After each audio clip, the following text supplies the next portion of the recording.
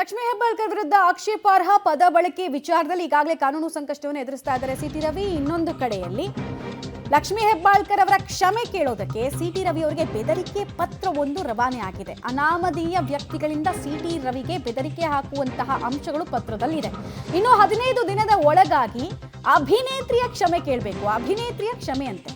ಚಿಕ್ಕಮಗಳೂರಿನಿಂದ ಬೆಳಗಾವಿಗೆ ಬಂದು ಅಭಿನೇತ್ರಿಯ ಕೈಕಾಲನ್ನ ಹಿಡಿದು ಕ್ಷಮೆ ಕೇಳಬೇಕು. ಇಲ್ಲದೇ ಇದ್ರೆ ನಿಮ್ಮ ಮನೆಗೆ ನುಗ್ಗಿ ನಿಮ್ಮ ಕೈಕಾಲು ಮುರಿದು ಸಾಯಿಸ್ತೀವಿ, ನಿನ್ನ ಕೈಕಾಲು ಮುರಿತೀವಿ, ಪ್ರಾಣವನ್ನ ತೆಗಿತೀನಿ, ನಿನ್ನ ಮಗನನ್ನು ಸಾಯಿಸ್ತೇನೆ, ಹುಷಾರ್ ಹುಷಾರ್ ಅಂತ ಪತ್ರದಲ್ಲಿ ಉಲ್ಲೇಖ ಆಗಿದೆ.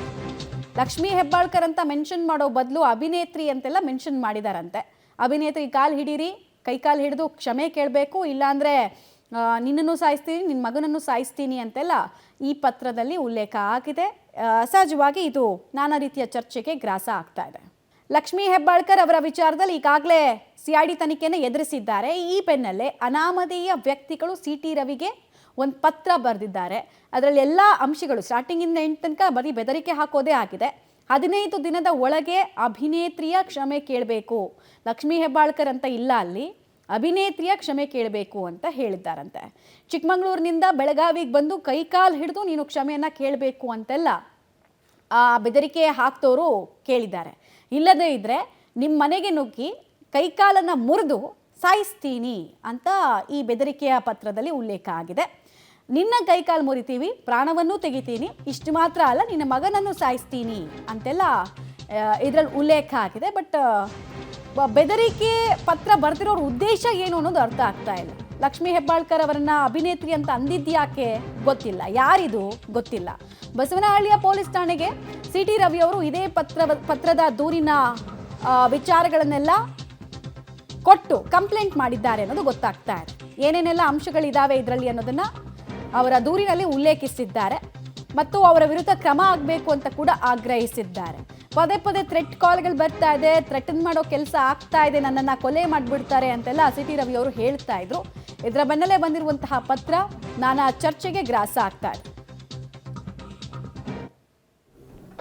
ಒಂದು ಕಂಪ್ಲೇಂಟ್ ಕೊಟ್ಟಿದ್ದಾರೆ, ಅದರದ್ದು ಕಾನೂನು ಪ್ರಕಾರ ಅದ್ರ ಬಗ್ಗೆ ಕ್ರಮ ಕೈಗೊಳ್ತಾ ಇದ್ದೀವಿ. FIR ಆಗಿದೆ, ಬಸವನಹಳ್ಳಿ ಪೊಲೀಸ್ ಠಾಣೆಯಲ್ಲಿ ಒಂದು FIR ಆಗಿದೆ. ನೋಡ್ತೀವಿ, ಅದು ಅವಶ್ಯಕತೆ ಕಂಡು ಬಂದರೆ ಡೆಫಿನೆಟ್ ಆಗಿ, ಈಗ ಆಲ್ರೆಡಿ ನಾವು ಭದ್ರತೆಯನ್ನು ಕೊಟ್ಟಿದ್ದೀವಿ, ಇನ್ನೂ ಹೆಚ್ಚಿನ ಅವಶ್ಯಕತೆ ಕಂಡು ಬಂದರೆ ಡೆಫಿನೆಟ್ ಆಗಿ ಅದು ಮುಂದಿನ ದಿನಗಳಲ್ಲಿ ನಾವು ಕ್ರಮವನ್ನು ವಹಿಸ್ತೀವಿ. ಏನು ಬೆದರಿಕೆ ಬಂದಿದೆ ಡೀಟೇಲ್ಸ್ ಕೊಡ್ತಾರೆ ನಾರಾಯಣಗೌಡ ನೇರ ಸಂಪರ್ಕದಲ್ಲಿ ಜಾಯ್ನ್ ಆಗ್ತಾ ಇದ್ದಾರೆ. ನಾರಾಯಣಗೌಡ, ಲಕ್ಷ್ಮೀ ಹೆಬ್ಬಾಳ್ಕರ್ ಅವರ ಕ್ಷಮೆ ಕೇಳಬೇಕು ಅಂತ ಪತ್ರದಲ್ಲಿ ಎಲ್ಲೂ ಇಲ್ಲ, ಅಭಿನೇತ್ರಿ ಅಂತ ಹಾಕಿದ್ದಾರೆ. ಯಾರೀ ಅಭಿನೇತ್ರಿ ಅಂತೆ ಈ ಹೆದರಿಸ್ತಾ ಇರೋರ ಪ್ರಕಾರ? ಮತ್ತೆ ದೂರಿನಲ್ಲಿ ಸಿಟಿ ರವಿ ಅವರು ಇನ್ನೂ ಯಾವೆಲ್ಲ ಅಂಶಗಳನ್ನು ಉಲ್ಲೇಖಿಸಿದ್ದಾರೆ? ಎಲ್ಲಿಂದ ಬಂದಿರೋದು ಈ ಪತ್ರ ಅನ್ನೋದ್ರ ರಿಜಿಸ್ಟರ್ಡ್ ಪೋಸ್ಟ್ ಇದು ಅಥವಾ ಯಾವ ರೀತಿ ಪೋಸ್ಟ್ ಇದು? ಏನೇನು ಮಾಹಿತಿ ಸಿಗ್ತಾ ಇದೆ?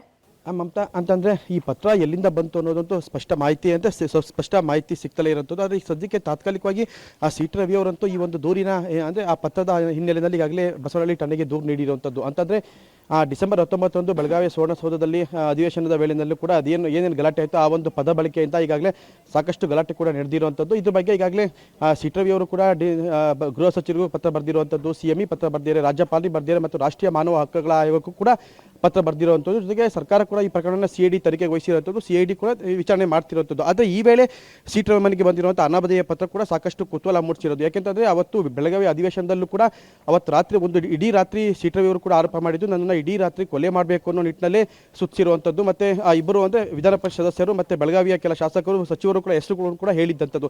ಅದೇ ಈಗ ಪ್ರಕರಣ ನಡೆದು ಸುಮಾರು 1 ತಿಂಗಳಾಯಿತು, ಈಗಲೂ ಕೂಡ ಮನೆಗೆ ಅನಾಮಧೇಯ ಪತ್ರ ಬರ್ತಿರುವಂಥದ್ದು ಕೂಡ ಸಾಕಷ್ಟು ಅನುಮಾನಗಳಿಗೆ ಕಾರಣ ಆಗಿರುವಂಥದ್ದು. ಜೊತೆಗೆ ಈ ಒಂದು ಪತ್ರದಲ್ಲಿ ಅವರು ಸ್ಪಷ್ಟವಾಗಿದೆ, ಎಲ್ಲೂ ಕೂಡ ಲಕ್ಷ್ಮೀ ಹೆಬ್ಬಾಳ್ಕರನ್ನ ಪದ ಬಳಕೆ ಮಾಡಿಲ್ಲ. ಆದರೆ ಅಭಿನೇತ್ರಿ ಅಂದರೆ ಬಹುಶಃ ಆ ಭಾಗದ ಕಾರ್ಯಕರ್ತರು, ಅವರ ಅಭಿಮಾನಿಗಳು ಅವರನ್ನು ಆ ಹೆಸರಲ್ಲೇ ಕರೀತಾರೇನೋ ಅದಕ್ಕೂ ಕೂಡ ಸ್ಪಷ್ಟವಾದ ಮಾಹಿತಿ ಇಲ್ಲದಲ್ಲೇ ಇರುವಂಥದ್ದು. ಆದರೆ ಎಲ್ಲೂ ಕೂಡ ಲಕ್ಷ್ಮೀ ಹೆಬ್ಬಾಳ್ಕರನ್ನ ಪದ ಬಳಕೆ ಮಾಡಿಲ್ಲ, ಎಲ್ಲ ಕಡೆಯೂ ಕೂಡ ಅಭಿನೇತ್ರಿಯನ್ನು ಪದ ಬಳಕೆನೇ ಮಾಡಿರುವಂಥದ್ದು. ಇನ್ನು 15 ದಿನಗಳ ಒಳಗೆ ಸಿಟಿ ರವಿ ನೀನು ಆ ಚಿಕ್ಕಮಗಳೂರಿಂದ ಬೆಳಗಾವಿಗೆ ಬಂದು ನಮ್ಮ ಅಭಿನೇತ್ರಿಯ ಕಾಲು ಹಿಡಿದು ನೀನು ಕ್ಷಮೆ ಕೇಳದಿದ್ದರೆ ನಮ್ಮ ತಂಡ ಅಂತಂದರೆ ಬೆಳಗಾವಿಯಿಂದ ಒಂದು ತಂಡ ಈಗಾಗಲೇ ಚಿಕ್ಕಮಗಳೂರಿಗೆ ಬಂದಿದೆ, ಅವರು ನಿನ್ನ ಮನೆಗೆ ನುಗ್ಗಿ ನಿನ್ನ ಕೈ ಮತ್ತು ಪಾದಗಳನ್ನು ಮುರಿದು ನಿನ್ನ ಮಗನನ್ನು ಸಹ ಕೊಲೆ ಮಾಡ್ತೀವಿ ಅಂತ ಅಂತ ಅನ್ನೋ ಒಂದು ಎಚ್ಚರಿಕೆಯ ಸಂದೇಶ ಕೂಡ ನೀಡಿರುವಂಥದ್ದು.